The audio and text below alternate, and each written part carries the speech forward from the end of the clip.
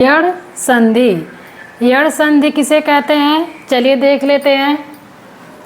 इसका नियम क्या कह रहा है कि जब ह्रस्व या दीर्घ ई उ री, ह्रस्व या दीर्घ यानी दोनों ई, छोटी ई और बड़ी ई, छोटा ऊ और बड़ा ऊ और री का मेल अन्य असमान स्वर से होता है, यानी कि छोटी ई या बड़ी ई, ह्रस्व या दीर्घ स्वर, छोटा ऊ या बड़ा ऊ या री का मेल किसी अन्य असमान स्वर से होता है। असमान स्वर यानी इसके अलावा कोई दूसरा स्वर आए, इन तीनों के अलावा, इसके अलावा कोई दूसरा स्वर आए, असमान स्वर से होता है। तो ई का य, ऊ का व तथा री का र हो जाता है। क्या कह रहा है कि यदि ई, छोटी ई या बड़ी ई, इनका मेल किसी अन्य असमान स्वर से होगा तो ई किस में बदलेगा, य में, य में बदलेगा। ऊ किस में बदलेगा, व में, तथा री किस में बदलेगा, र में।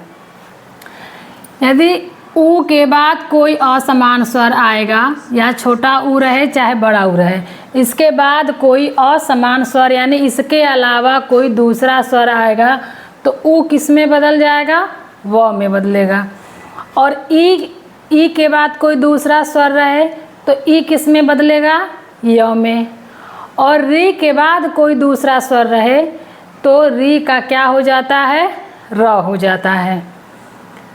चलिए देखिए कैसे होता है। जैसे है ये अति धन अधिक, देखिए यहाँ पे ये आया है, छोटी ई की मात्रा है यानी ई है, तो अति धन अधिक, तो यह क्या हो जाएगा, अत्यधिक। ये जो ई है ये अ में बदल जाएगा, ये ई की मात्रा य में बदल जाएगी। तो अ आधा त, जब हम इसमें से मात्रा निकाल देंगे तो ये आधा त ही बचेगा ना। जैसे मान लीजिए यहाँ पे ती लिखा है, जब हम इसका विच्छेद करेंगे तो ये होगा आधा त ई, इस तरह से हम लिखेंगे। अगर ये त केवल रहता, इसका विच्छेद करते तो हम क्या लिखते, त में धन अ, इस तरह से हम वर्ड विच्छेद करते हैं। अगर मात्रा लगी है तो वो मात्रा निकल जाएगी तो भी ये जो वर्ड है ये क्या हो जाएगा, आधा हो जाएगा। यानी वर्ड में से अगर हम स्वर निकाल दें तो वर्ड क्या होते हैं, आधा हो जाते हैं। तो ये तो हो जाएगा आधा त, देखिए यहाँ पे आ गया आधा त, और ये जो ई की मात्रा है यह य में बदल जाएगी। तो अत्यधिक, अत्यधिक, ये अ जुड़ गया इसमें, तो अति धन अधिक, अत्यधिक। दूसरा देखिए अति धन अंत, अत्यंत। यहाँ पे देखिए छोटी ई की मात्रा है, छोटी ई के बाद अ आया है, असमान स्वर आया है, तो ये जो त है ये आधा हो गया और ये ई जो है यह य में बदल गया, अत्यंत। परि धन आय, देखिए यहाँ पे भी छोटी ई की मात्रा है, यहाँ पे आया है, तो परि, तो पर ये र जो है ये आधा र बन गया तो ऊपर चला गया। परिधन आय बराबर पर्याय, ये जो छोटी की मात्रा है य में बदल गया और ये जो आ की मात्रा है इसमें आ की मात्रा लग गई तो पर्याय। परिधन आवरण, पर्यावरण, देखिए यहाँ पे देखिए छोटी की मात्रा है, जब हम इसको अलग अलग करेंगे तो यह क्या बनेगा, आधा र धन छोटी ई, छोटी ई ऐसे बन जाएगा। तो ये आधा र चला गया ऊपर और ई का बन गया य, और ये जो आ है इसकी मात्रा लग गई तो हो गया पर्यावरण। परिधन आवरण यानी पर्यावरण। इसी तरह से देखिए यहाँ पे है अति धन उष्मा, अति उष्मा। प्रतिधन एक, प्रत्येक। सखी धन एक, सख्यक। अति धन उष्ण, अति उष्ण। अब देखिए इसमें क्या हो रहा है, इसमें देखिए यहाँ पे ऊ है, अति धन उ, छोटे ई की मात्रा यहाँ पे है तो यहाँ पे ई है, यहाँ पे उ है, तो जब ई के बाद असमान स्वर बना है तो अति का हो जाएगा अत्य, अत्य उ जुड़ गया तो उ की मात्रा इसमें लग गई तो अत्युष्मा। प्रति का हो गया है प्रत्यय, ए लगा है तो एक, प्रत्येक, जब जो यहाँ पे जो स्वर है उसी की मात्रा लगेगी। सखी, सख्य, सखी का क्या होगा सख्य, छोटी की मात्रा य में बदल जाएगी, ख आधा ख हो जाएगा तो सख्य एक, सख्य एक। अति उष्ण, अति उष्ण, देखिए यहाँ पे बड़ा उ है तो बड़ा उ की मात्रा लग गई।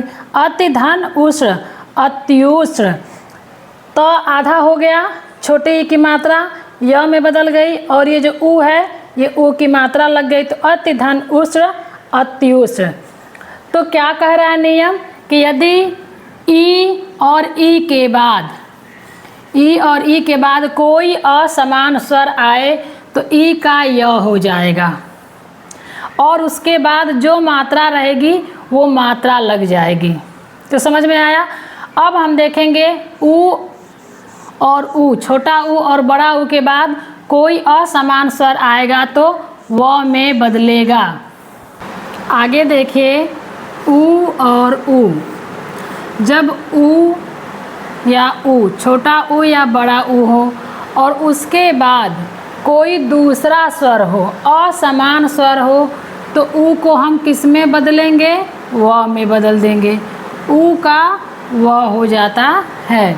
जैसे लघु प्लस आदि, देखिए यहाँ पे छोटा उ की मात्रा लगी है यानी छोटा उ है, यहाँ पे आ है कोई दूसरा स्वर है तो यह लघु आदि, तो ये उ जो है यह किस में बदल जाएगा व में। तो जब हम घ में से उ निकालेंगे तो ये घ की तो क्या हो जाएगा आधा, तो ल घ, और ये उ क्या हो गया व हो गया। और यहाँ पे जो आ की मात्रा आ लिखा है तो आ की मात्रा लग गई, लघ्वादि, ये जो स्वर होता है ये इसमें जुड़ जाता है, इस वाले मात्रा में इस वाला मात्रा, ये जो स्वर है इस स्वर में इस स्वर को हम जोड़ देंगे तो यह व में बदल गया और इसके बाद हमने आ की मात्रा लगा दिया तो यहाँ बन गया वा, लघ्वादि।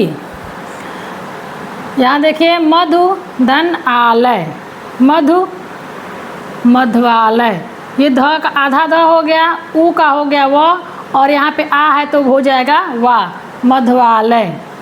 अनु धन इच्छक, अन्विच्छक, बधु धन आगमन, बध्वागमन, देखिए यहाँ पे बड़ा उ की मात्रा है, यहाँ पे आ है तो यह क्या बन गया व और आ तो वाह, और आधा ध हो गया ब, आधा ध और ये व में आ गया, इसमें ये मात्रा लग गया तो वागमन, बध्वागमन। यानी कहने का मतलब है कि अगर उ है, उ के बाद ए लगेगा, मान लीजिए ए आ गया तो हम इसको कैसे बदलेंगे, उ का हो जाएगा व और ए है तो ए। समझ में आया। अगर मान लीजिए यहाँ पे लिखा है पु धन ओ, हमें इसको बदलना है तो हम कैसे बदलेंगे, ये जो प है ये हो जाएगा आधा, ये है उ की मात्रा तो हो जाएगा व और ये ओ इधर है तो हो जाएगा ये, इस तरह से बदलेंगे। ये जो है तू धन औ, मान लीजिए ऐसे आ गया तो ये जो त है ये क्या हो जाएगा आधा त, ये उ की मात्रा है तो व और ये आगे औ है तो इस पे लग जाएगा औ की मात्रा। ठीक है, यही नियम चलता है।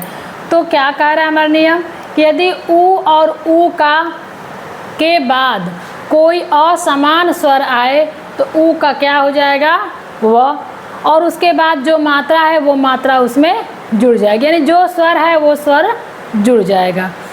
तथा री का र हो जाता है, जब री के बाद कोई असमान स्वर आता है तो री का क्या हो जाएगा र हो जाएगा। देखते हैं री का कि री के बाद जब कोई दूसरा स्वर आता है, असमान स्वर आता है तो री का क्या हो जाता है र। जैसे पितृ धन आज्ञा। देखिए यहाँ पे री है, यहाँ पे आ है, यानी दूसरा स्वर आ गया। तो पितृधन आज्ञा, तो ये जो री है यह किस में बदल जाएगा? र में। तो यह जो त है इसमें हम जब र जोड़ दिए तो क्या बन गया? त्र। पित्राज्ञा। देखिए त में हमने र जोड़ दिया तो ये क्या बन जाता है? त्र बन जाता है। तो यह जो री की मात्रा है यह र में बदल गई और यह आ है तो रा हो गया। तो पित्त धन राज्ञा, पित्राज्ञा। मातृ धन इच्छा, मातृच्छा। पितृधन उपदेश, पितृपदेश। देखिए यहाँ पे उ है, ये जो री है तो यह जो री है तो इसका क्या हो गया? र हो गया। तो यह पितृ हो गया और यह उ है, उ की मात्रा लगा तो पितृ, पितृपदेश, पितृपदेश। तो इस तरह से हम देखते हैं कि जब ई और ई के बाद कोई असमान स्वर आए तो ई का क्या हो जाएगा? य। उ और उ के बाद कोई असमान स्वर आए तो उ का क्या हो जाएगा?